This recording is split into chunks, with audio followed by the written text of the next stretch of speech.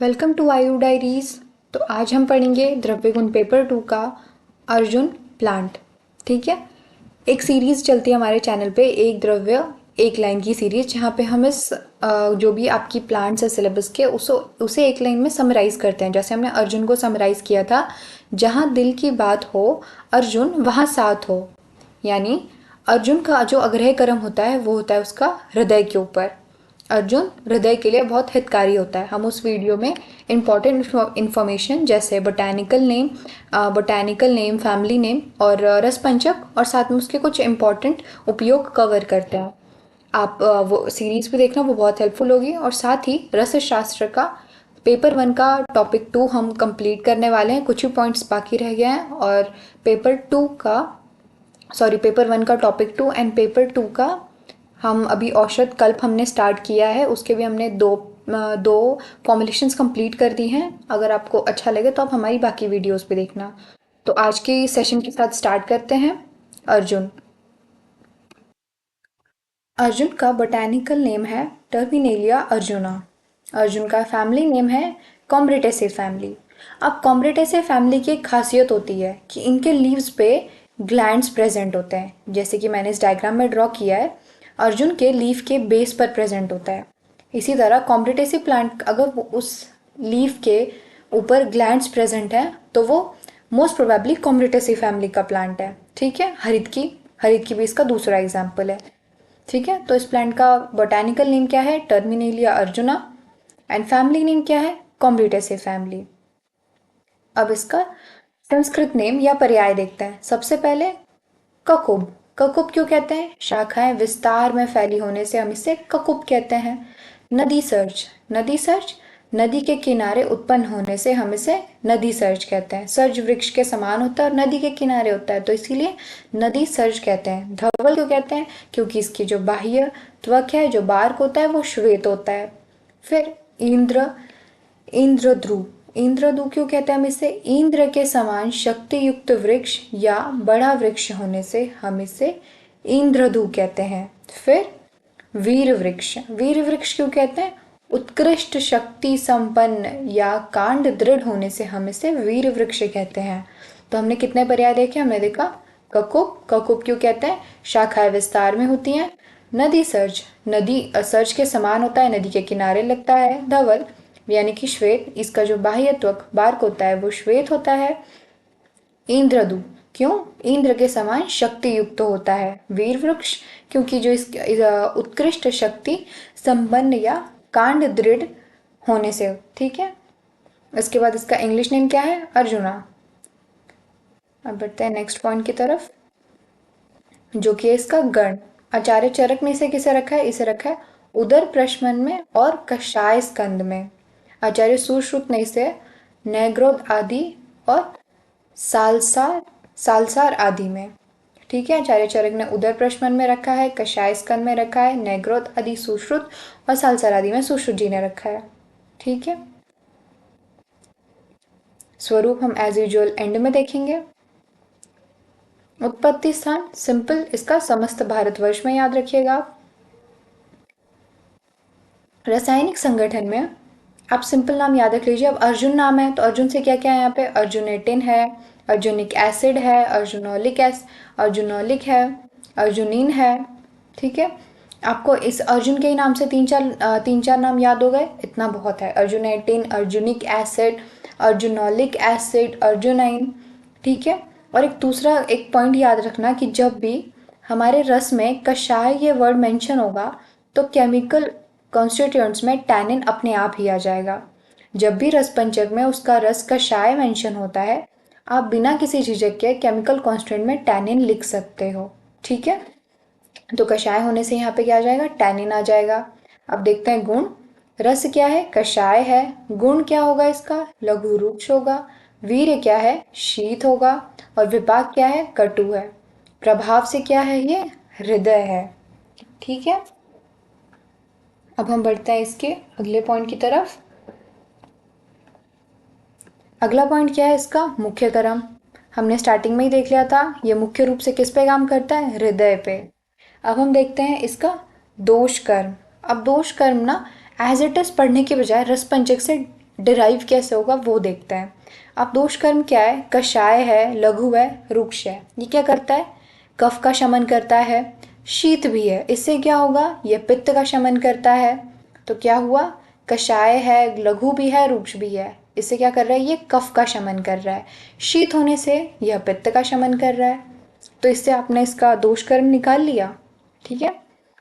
उसके बाद इसका मल कर्म, कषाय होने से यह मूत्र संग्रहणीय है।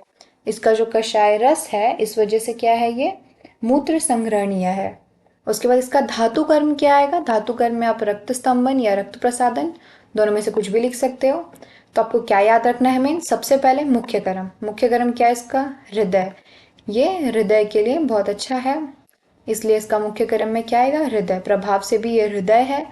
उसके बाद दोष कर्म क्या है? कफ पित्त शमन करता है। कैसे करता है हमने देख लिया। कषाय है, लघु है, रुक्ष है तो कफ का शमन कर रहा है, शीत है तो पित्त का शमन कर रहा है। उसके बाद कषाय होने से मल पे इसका क्या कर्म आ रहा है? ये मूत्र संग्रहणीय है। उसके बाद जब आप ये 4 पॉइंट्स याद रख लेते हो उसके बाद आप अन्य कर्म लिखकर संधान्य, व्रण रोपण, शोतघ्न, प्रमेघ्न, विषघ्न, कासघ्न, त्वक दोषज, वरघ्न ये लिख सकते हो। ठीक है। पर आपको ये मेन 4 चीज़ें, मुख्य कर्म क्या है, दोष कर्म, धातु कर्म और मल कर्म, ये अच्छे से पता होना ही चाहिए। उसके बाद आमयिक प्रयोग क्या है इसका? सबसे पहले हृदय पे। हृदय के सभी रोगों में इसकी छाल को दूध से शीर पाक विधि से पकाकर दिया जाता है। शीर पाक करने से अर्जुन की रुक्षता दूर हो जाती है तथा दूध का कफ करित्व भी कम हो जाता है। दूध में जो कफ बढ़ाने की क्षमता होती है वो कम हो जाता है। और हृदय में आप कौन सा फॉर्मुलेशन यूज करते हो? शीर पाक। शीर पाक, एक मिनट बताती हूँ।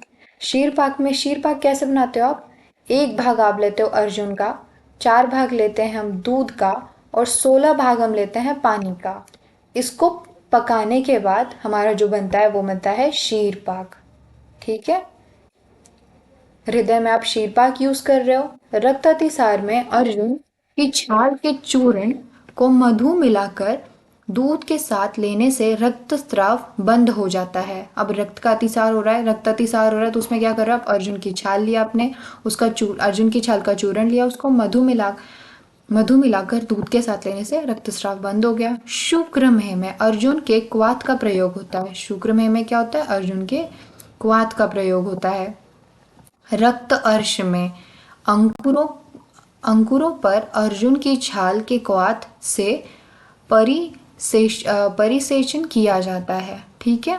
उसके बाद कुष्ठ में अर्जुन की छाल के क्वाथ को पीने से वह स्नान करने से श्रेष्ठ माना जाता है। ठीक है। अर्जुन कुष्ठ में अर्जुन की छाल का यूज किया जाता है और उसका जो क्वाथ होता है वो बना के पीने के लिए यूज करते हैं और स्नान में भी यूज करते हैं। उसके बाद रक्त पित्त में अर्जुन की छाल का चूर्ण तंडुल ओदक यानी चावल का जो पानी होता है उसके साथ चीनी मिलाकर प्रयोग किया जाता है। आपने एक चीज कॉमन नोटिस की कि यहाँ पे हृदय, वे किस लिए था? हृदय के लिए।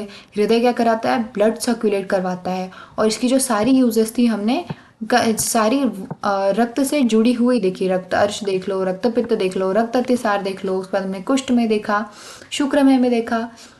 तो थोड़ा कोरिलेट करके आप याद रख सकते हो। और मोस्टली हम इसकी छाल यूज कर रहे हैं। ठीक है।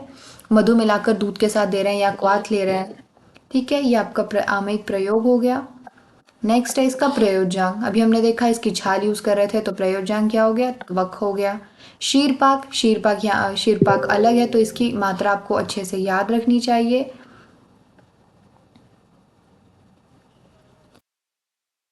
मात्रा शीरपाक अलग होता है। शीरपाक अलग है, कॉमन नहीं है तो आप इसको याद रखोगे। इसकी मात्रा, शीरपाक की मात्रा कितनी होती है?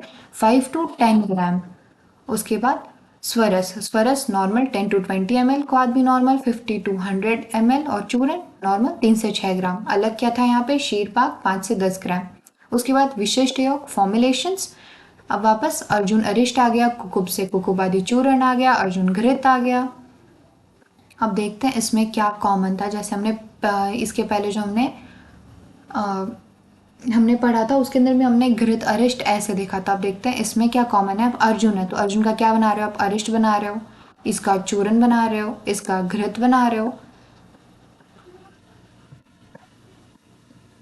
इसका घृत बना रहे हो, इसकी वटी बना रहे हो, ठीक है। तो आप कैसे याद रख सकते हो, अर्जुन अरिष्ट ककोपादि चूर्ण, अर्जुन घृत ककोपादि वटी। उसके पर्याय ही यूज किए गए, अरिष्ट चूर्ण घृत वटी बना दिया, सिंपल है, ठीक है। उसके बाद प्रतिनिधि द्रव्य, प्रतिनिधि द्रव्य इसके बहुत सारे हैं, आपको कोई नाम याद करना आप याद कर सकते हो, ठीक है। उसके बाद अपमिश्रण है। प्रतिनिधि द्रव्य क्या हो गया कि हम उसकी जगह पर और क्या क्या किस किस प्लांट को यूज़ कर सकते हैं। और अपमिश्रण क्या हो गया कि आप अडल्ट्रेट कर रहे हो उसको, किस चीज़ से अडल्ट्रेट कर रहे हो। प्रतिनिधि हो गया सब्सटीट्यूट कर रहे हो, अपमिश्रण हो गया कि आप अडल्ट्रेट कर रहे हो उस चीज़ को। यहाँ पे हम टर्मिनेलिया एल्टा या लेगरस्टोर्मिया से हम इसे अडल्ट्रेट कर रहे हैं, ठीक है। उनकी जो छाल होती है सेम ही दिखती है, इस वजह से हम अडल्ट्रेशन इजीली हो जाती है। अब जो इसका रिसर्च है, इसका रिसर्च 3 जगहों पे किया गया है। ये एक बहुत अच्छा एंटीऑक्सीडेंट है, ये बहुत अच्छा एंटीकोएगुलेंट है और ये बहुत अच्छा एंटी थ्रोम्बोटिक है। तो इसे भी याद रखना, ये बहुत अच्छा एंटीऑक्सीडेंट है, एंटीकोएगुलेंट है, एंटी थ्रोम्बोटिक है। ये आप हार्ट पे बहुत अच्छा काम करता है, उस चीज़ से आप इसे याद रख सकते हो, ठीक है। अब चलते हैं स्वरूप की तरफ। मॉर्फोलॉजी, मॉर्फोलॉजी ये एक 20 से 22 मीटर का ऊंचा ट्री होता है, यानी ये बड़ा वृक्ष होता है, ठीक है। उसके बाद इसकी जो बार्क होती है बाहर से श्वेत व चिकनी, अंदर से स्थूल व रक्त वर्ण की होती है। बाहर से कैसी है, ये श्वेत वर्ण की होती है। और बार्क की smooth white externally and thick reddish internally, अंदर से कैसा होगा, रक्ताभ होता है। अब इसके लीव्स कैसे होते हैं, अमरूद के समान 7.5 to 15 सेंटीमीटर लंबे, आधार या पत्र वृंत पर दो ग्रंथियाँ होती हैं। मैंने आपको स्टार्टिंग में बताया था कि जो कॉम्बिडेटिव प्लांट होते हैं इनके अंदर दो ग्लैंड्स, इनके लीव्स पे दो ग्लैंड्स प्रेजेंट होती हैं। जैसे यहाँ देख रहे हो आप, ये देख रहे हो आप, ये छोटा सा स्ट्रक्चर लीव के पास, ये ग्लैंड्स हैं जो इनकी जो इस प्लांट की स्पीशीज की खासियत होती है कॉम्बिडेटिव फैमिली की, ठीक है। लीव्स रिसेंबल गुआवा, गुआवा की तरह दिखने वाली होती है, 7.5 to 15 सेंटीमीटर लॉन्ग होती है, विथ 2 ग्लैंड्स एट बेस, ठीक है। उसके बाद अब इसके फ्लावर कैसे होते हैं, ये श्वेत या पित्ताभ होते हैं। आप जैसे कि इमेज में देख रहे हो, ये वाइटिश और येलोइश इन कलर होते हैं, ठीक है। उसके बाद कमरख के समान, अब इसका फ्रूट जो है वो कैसा होता है, रिसेंबल स्टार फ्रूट के समान होता है। ये आप देख रहे हो इमेज में, स्टार फ्रूट के समान है ये। उसके बाद जो इनकी फ्लावरिंग होती है, फ्लावरिंग कब होती है, ग्रीष्म ऋतु समर में होती है। और इनकी फ्रूटिंग कब होती है, शीत ऋतु या वसंत ऋतु विंटर और स्प्रिंग में होती है, ठीक है। यहाँ पे आपका वीडियो ख़त्म होता है। हमारे चैनल में और भी कई सारी वीडियोस हैं, आप उन्हें भी देखिए। जो भी डाउट हो वो आप नीचे कमेंट कर सकते हैं। चैनल को सब्सक्राइब करना ना भूलिए, लाइक करिए, शेयर करिए। मिलते हैं अगले वीडियो में, थैंक यू।